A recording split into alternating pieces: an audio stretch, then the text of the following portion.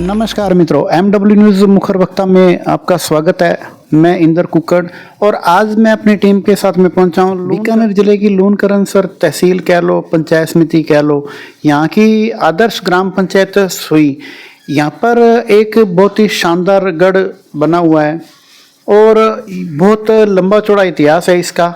हम इसके बारे में वार्ता करेंगे और जानेंगे कि ये गढ़ कितना पुराना है। सुई ग्राम पंचायत के जो सरपंच हैं प्रमोद जी, और वो यहाँ पे निवास करते हैं। उनके परिवार के सुमेर सिंह जी के मैं साथ में हूँ, उनसे मैं वार्ता करूँगा, जानूँगा गढ़ के बारे में कि गढ़ जो है वो गढ़ का क्या इतिहास है, कितना पुराना है, कितने परिवार यहाँ पर रहे हैं और बहुत ही लंबा चौड़ा इतिहास है।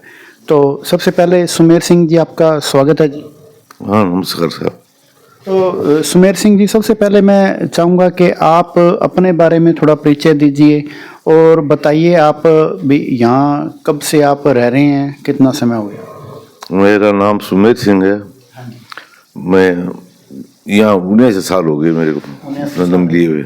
तो आपका जन्म इसी जगह पर हुआ हुआ है? हाँ, इसी सुई में ही हुआ हुआ है। तो ये जो गढ़ है, ये इसका इतिहास के बारे में क्या बताना चाहेंगे आप कि ये गढ़ लगभग कितना पुराना है और अपनी बसावट कब हुई? सुनने में ये आया है कि ये गढ़ 400 साल करीब पुराना है। 400 साल पुराना। हाँ, और यहाँ पर हमारे दादो साहब गुलाब सिंह जी, तखत श्री गुलाब सिंह जी, वो गोद आए थे। ठीक है। पहले हमारे मकान गढ़ है वो मायड़े में था, वहाँ से यहाँ गोद आने के बाद में उनके सपुत्र थे ठाकर श्री हरि सिंह जी, जो जिनका जन्म मायड़े में जो कोट गढ़ था उसमें हुआ। बाद में उनको ये जागीर में ये गांव मिल गया सुई, तो सुई में निवास करने लगे। तब उनके वो पहले जो प्रणीत थे ठुकरानी साहब, उनका देहांत हो गया। दूसरी शादी उनकी डाबड़ी धीर सिंह जी की झुंझुनू जिले में वहाँ हुई, और वो चूरू के पास में रास्ते में ही गुजर चुके थे। तब बारात रुक गई और रुकने के बाद में टाइम में उनकी शादी हुई, जो नानकमल नाम था ठुकरानी शाह का। उनके यहाँ आने के बाद में वो रहने के बाद में उनके नारायण सिंह जी नाम के लड़के हुए, जो और वो दूसरे उनके हुए वो एक लड़के और थे, उनका नाम तो मैं भूल गया, लेकिन 2 लड़के थे, वो एक्सपायर हो गए 2-3 साल बाद में। तो नारायण सिंह जी थे और एक हरि सिंह जी बड़े भाई थे। यहाँ के ठाकर हरि सिंह जी थे। हरि सिंह जी की शादी कावनी, जो बीकानेर जिले में पड़ती है, बीकानेर तहसील में पड़ती है, वहाँ हुआ था। वहाँ से शादी होने के बाद में उनसे गोपाल का नाम ठुकरानी शाह का, तो उनसे एक लड़का उत्पन्न हुआ जिनका नाम जीवराज सिंह जी था। जीवराज सिंह जी का जन्म लेते ही ठुकरानी शाह गोपाल कंवर है वो स्वर्गवास हो गए, और वो जीवराज सिंह जी को ननिहाल में यही पालना पोषणा की गई। और कुछ महीनों के या 2 साल बाद में उनकी शादी चांद कंवर नाम का हमारे बड़ी माँ थे उनसे, उसी गांव में उनकी छोटी बहन से कर दी गई। और उसी टाइम में नारायण सिंह जी भी बड़े हो गए थे, तो उनकी भी शादी मोहन कौर नाम से उनके भाई की लड़की थी, वो उनकी शादी उनसे कर दी गई। तो दोनों भाई प्रणीत के यहाँ आ गए। तो गुलाब सिंह जी, हरि सिंह जी के तो वहाँ फिर एक तो जीवराज सिंह जी हो गए, उनके बाद भी उनके 8-10 संतानें हुई। बड़े वाले पहले शादी के जीवराज सिंह जी थे, दूसरी शादी के प्यार कौर नाम के लड़की हुई। उनके बाद में छोटी बहन इंद्र कौर नाम के हुई। उनके बाद में वानी सिंह जी नाम के लड़के हुए। वानी सिंह जी के बाद में करणी सिंह जी नाम के लड़के हुए। उनका नाम करणी सिंह था, लेकिन वो एक्सपायर हो गए। और उस बाद में 12 लड़का हुआ, तो उनका नाम भी करणी सिंह रख दिया। और उनके बाद में मेघ सिंह जी का जन्म हुआ। मेघ सिंह जी के बाद में रघुवीर सिंह जी का जन्म हुआ। रघुवीर सिंह जी के बाद में महावीर सिंह जी का जन्म हुआ। महावीर सिंह जी के बाद में बल्लभ कंवर नाम की एक लड़की उत्पन्न हुई, और लेकिन वो कुछ दिन रहने के बाद में खत्म हो गई। और उसके बाद में विजय सिंह जी का जन्म हुआ और फिर राजेंद्र सिंह जी का जन्म हुआ। ये तो हरि सिंह जी के इतने पुत्र और पुत्रियां थी और नारायण सिंह जी के में एक ही पुत्र था। आज वर्तमान की अपनी बात करें तो वर्तमान में ये जो गढ़ है, ये गढ़ लगभग कितने एरिया में फैला हुआ है? ये गढ़ तो है 8-10 बीघा में। 8-10 बीघा में फैला। हाँ, तो ये जो गढ़ है, इसके अंदर इसमें लगभग रहने के लिए कितने, मतलब जो जैसे अभी आज की तारीख में अगर अपने बात करें, सुमेर सिंह जी आप परमानेंट जो है मतलब इस गढ़ में ही रहते हो। इसके अलावा जैसे आज राजनीति के अंदर प्रमोद सिंह जी सरपंच हैं, ठीक है, वो यहीं पर रहते हैं। उसके अलावा उनके जो भाई हैं समंदर सिंह जी, वो उधर विजयनगर के रतनेवाला ग्राम पंचायत के सरपंच हैं। और राजनीति में और कौन कौन एक्टिव हैं परिवार के लोग जो हैं? हमारे परिवार में राजनीति में दीवान सिंह जी जो युवराज सिंह जी के बड़े पुत्र हैं वो एक्टिव है राजनीति के अंदर। वो राजनीति में एक्टिव रहते हैं और सरपंच भी रहे हुए हैं दो तीन बार। बात जैसे अब आपने सरपंच की कर दी है, तो जब से आज़ादी मिली है तब से लगातार अपने गढ़ से एक यहाँ से जो है सरपंची अपने परिवार में। आजादी मिलने के बाद में यहाँ सरपंच करीब हमारे बाबू साथी हरी सिंह जी वही रहे हुए हैं। चुनाव के बाद चुनाव होते रहे, वो सरपंच बनते रहे। वो उन्होंने किसी को नहीं जीतने दिया। गांव वालों ने उनकी बहुत सहायता की और गांव वालों ने उनको ही वोट दिए और उनको ही सरपंच रखा। सारी उम्र सरपंच ही रही? नहीं, बीच में बाद में उनके लड़के थे ना युवराज सिंह जी, ठीक है, वो सरपंच बनने लगे। वो वर्द हुए ना, तो युवराज सिंह जी सरपंच बने तो 5-7 बार वो युवराज सिंह जी सरपंच रहे। उसके बाद में वो दीवान सिंह जी सरपंच बने। अब इस बीच ये युवराज सिंह जी और दीवान सिंह जी के सरपंची के बीच में 3 बार, एक बार सीताराम जी नाम के थे पंडित, वो सरपंच बने। और एक बार मोहन राम जी नाम के नाई थे, वो सरपंच बने जीत करके। और एक बार मंगला राम जी मेघवाल हरिजन सीट थी, उसमें मंगला राम जी मेघवाल थे, वो सरपंच बने। और एक बार वो जो हमारे विरोध में बाबू साहब के विरोध में जो लड़ते थे ना, उनका परिवार में उनके बेटे थे, उनको इन गढ़ वालों ने, हमने सोच करके उनको, वो ये जीतेंगे नहीं, पूरी उम्र ताउम्र ये लड़ते रह गए, तो उनको निर्विरोध सरपंची दे दी। दीवान सिंह वगैरह सब ने मिल करके गाँव वालों ने कि एक बार इनको दो, ये लड़ने से तो जीतेंगे नहीं, हारेंगे, तो इनको दो, इनको एक बार सरपंच देखने तो दो। क्योंकि उनके पिताजी भी ऐसे ही चले गए, उनके फिर पिताजी चले गए और दादू जी गए लड़ते लड़ते, पिताजी लड़ते लड़ते गए। अरे ये पोते थे, पोता नाम है सुरेंद्र का, सुरेंद्र राम सियाग, वो पोता था, उसको सरपंच बनाया निर्विरोध। उसके बाद में फिर ये प्रमोद सिंह आ गए। सुमेर सिंह जी, अगर अपने आज अगर बात करते हैं अपने के सुई ग्राम पंचायत में लगातार अपने पास में सरपंची भी रही है, या अपने जैसा भी गढ़ में सरपंची रहना और उसके बाद में काम होना, ग्राम पंचायत के अंदर लगभग क्या क्या काम मुख्य रूप से करवाए गए हैं अब तक अपने सारे करे? पहले सब हमारे गांव में पानी खारा था, पीने योग्य नहीं था, बिल्कुल ही खारा, पशु भी पीते नहीं थे, तो वो भी तो गायों की छाछ मिला के पिलाते थे। पानी की बहुत समस्या थी, बाहर के कुओं से गाँव से लोग पानी लाते थे।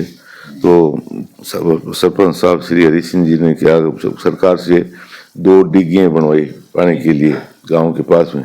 एक तो बड़ी डिग्गी बनाई, छोटी डिग्गी हरिजनों के लिए छोटी डिग्गी बनाई, और एक बड़ी डिग्गी जिससे पे लोग वो बरसात में पानी इकट्ठा हो जाता, तो वहाँ से लोग से पीने के लिए पानी लाते थे। पीने के लिए पानी यहाँ था ही नहीं। ठीक है। और उसके बाद में जैसे जैसे आगे चलता गया, पंचायत का चुनाव होते गए, तो गांव में स्कूल ने बनवाई, गौशाला बनवाया, पशुओं के लिए पशुशाला बनाई। और बाद में जैसे टाइम का परिवर्तन हुआ, तो सरकार और गवर्नमेंट के पास में कोई नए साधन संसाधन बने, तो वे ट्यूबवेलों के लिए मशीनें आ गई। मशीनें आई तो ट्यूबवेल बनवाया गया। ट्यूबवेल बनाया गया तो उस ट्यूबवेल में पानी पहले से कुछ ठीक निकला, तो फिर धीरे धीरे 2-3-4 बार वो ट्यूबवेल 4-5-7 बन गए गांव में। तो जिससे गांव का विकास हुआ, मीठा पानी भी कुछ पहले से ठीक हो गया, अब तो काफ़ी ठीक है पानी भी नहीं हो गया। कुछ कुओं में तो खराब है लेकिन कुछ में काफ़ी ठीक है। वो इस तरह से हो ये गांव का जो दैनिक कार्य है वो चल रहा है। और हमारे भाई घर वालों में कुछ लोग तो एक परिवार तो विजयनगर रहता है, बाकी परिवार जब बीकानेर में रहते हैं, और बाकी हम 4-5 परिवार यहाँ भी गाँव में निवास करते हैं। वो कभी आ जाते हैं और कभी बीकानेर चले जाते हैं, वो रहते हैं वहाँ। जमीनें उनकी यहाँ है, सब ने ट्यूबवेल बना रखे गांव में। वो खूब ट्यूबवेल कभी 200-250 ट्यूबवेल गांव में बने हुए हैं, जिनसे लोग सिंचाई से खेती करते हैं। कणक, जो बाजरी, जो सरसों वगैरह ये बीजते हैं, कुमार वगैरह बने। अभी सरपंच है प्रमोद सिंह, उसने एक तो पीने के पानी के लिए एक बहुत बड़ा सरकार ने सहयोग दिया और बनवाया, डिग्गी बनवाई। तो बहुत बड़ी डिग्गी है। बढ़िया बात तो ये है कि आज तक किसी भी तहसील में, हमारी तहसील में, बाकी तो मेरे को पता नहीं है, पर हमारी तहसील में किसी भी सरपंच की बनाई हुई डिग्गी आज तक पानी की भरी हुई नहीं रही है। जो प्रमोद सिंह ने सरपंच ने बनाई है, उसको खूब मेहनत की, खूब माल, बढ़िया माल लगाया, तो वो डिग्गी आज खूब चौड़ी लंबी है पड़ी है। तो उसमें से गांव वाले सब पानी, अब पूरे गर्मियों के टाइम में कमी, पानी की कमी होती है, वहाँ से टंकी साधन, टंकी टैंकर वगैरह सब पानी ला कर अपने घरों में मंगाते हैं और पी रहे हैं। और बढ़िया साधन बना। इधर एक छोटा जोड़ी है, उसमें भी उन्होंने पहले खोदी हुई थी सुरेंद्र सरपंच की, तो उसमें भी दोबारा निर्माण करके उसमें भी पानी रुकने लगा। अब नहीं तो पानी वो माल नहीं लगाया था पहले, तो वो खत्म हो गया, पानी उसमें रुकता नहीं था, खत्म हो जाता था। और पार्क बनाए गांव में और बैठने के लिए, और इधर ये स्टैंड के ऊपर शिव भवन वो बनवाया गया, जिसमें बैठने की पूरी व्यवस्था है और निर्माण करवाया गया। उसमें आजकल की फैंसी है, उस हिसाब से जो बनाई तो वो दीवारी वगैरह सब सीमेंट की है, लेकिन उन पर कारीगरी ऐसी की है कि जो ऐसा दर्शाती है कि जैसे फर्नीचर लकड़ी वगैरह की, शीशम की लकड़ी हो या साहिवान की लकड़ी हो, उस लकड़ी से सारा बनाया गया है। उसके ऊपर मोर की फोटो लगा दी इन्होंने।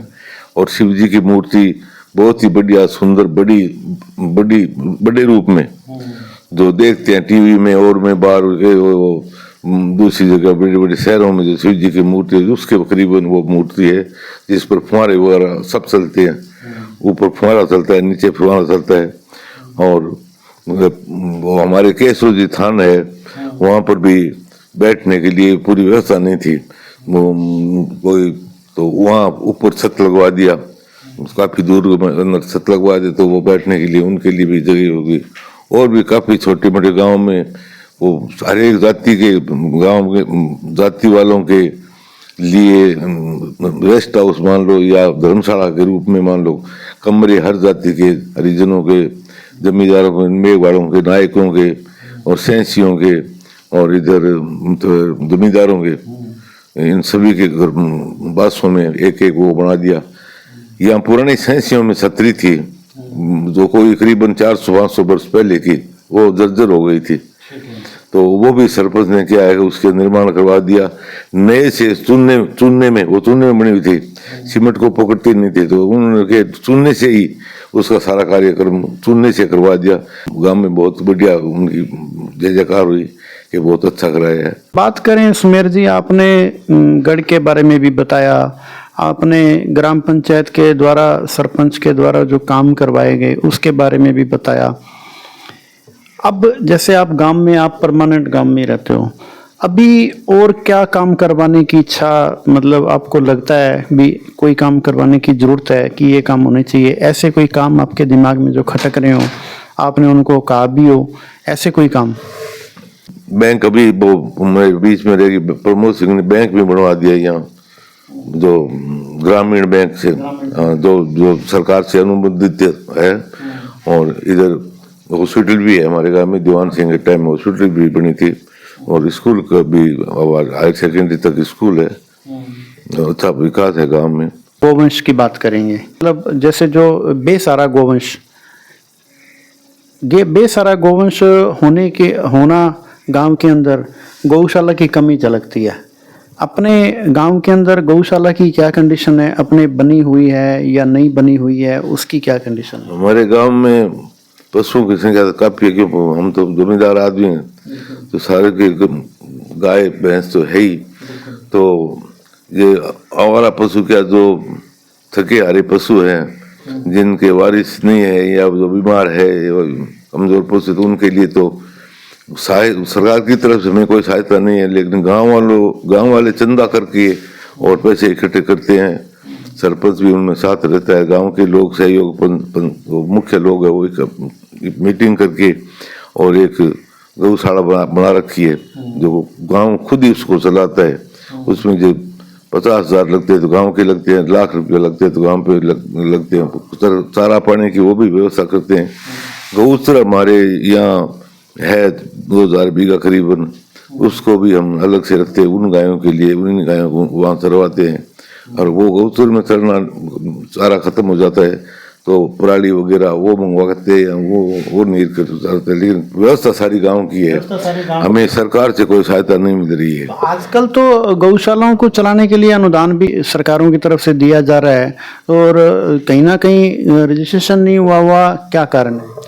सरकार से दिया जा रहा होगा, हम नहीं सुन रहे हैं कि सरकार दे रही है, लेकिन हमारे गांव में तो अभी तक तो सरकार ने कुछ दिया नहीं। न कोई ऐसा कोई पूछने वाला है, न कोई कहने वाला है कि भी आप सरकार से अनुमोदित कर दो इस गौशाला को, तो कुछ हो नहीं रहा है। सिर्फ गांव के सहयोग से, गांव के जो जनप्रतिनिधि है उनके सहयोग से, गांव वालों के सहयोग से, कोई 100 रुपये देता है, कोई 50 रुपये देता है, कोई 1000 रुपये देता है, तो वो उसके बेस पर चल रही है। अब वो उसी के बेस पर चल रही है। वैसे देखो 150 तो कोई कहेगा मेरे पास में नहीं है, कोई ऐसे चलती रहती है। लेकिन हमारी बात क्या, कभी तो पशुओं पर ले लेते हैं, ये तेरे कितने पशु है, 5 रुपये है तो 500 रुपये दे, या 10 रुपये की रेट जाए तो 50 रुपये दे, या इस तरह से चलता है। कई बार क्या है कि गाँव में जमीन जिसके है, जितने बीघा जमीन है उतने रुपये दे दे। तुम मेरे पास 500 बीघा जमीन है तो 500 रुपये दे, किसी पास 200 बीघा जमीन 200 दे, किसी पास 50। वो गरीब अमीर के पास में ज्यादा जमीन है तो उसके पास में ज्यादा पशु है तो उसके पैसे भी ज्यादा लग रहे हैं। गरीब के पास में कम जमीन है तो उसके पास पशु भी एक दो होगा तो उसके कम पैसे लगे। इस तरह से गांव वाले बैठ करके सोच समझ करके वो मशवरे से चल रहा है। मतलब कोई दबाव नहीं है किसी के ऊपर, और अपनी इच्छा से देते हैं। आज की तारीख में अपनी जो ग्राम पंचायत है, इसके अंदर ये कितने, एक टाइम तो ऐसा था जब बहुत बड़ी ग्राम पंचायत थी, आज ग्राम पंचायत के अंदर कितने गांव लगते हैं और कितने लगभग वोटर हैं अपने ग्राम पंचायत में? अजय पहले तो हमारी पंचायत में ये सुई, दुड़ता, बक्खूसर, करनाना ढाणी, पूर्वाना और गोपेरा ढाणी ये थे। अभी पिछली बार चुनाव हुआ था ना, तो उसमें क्या है हमारा गांव से 2 पंचायत कर दी।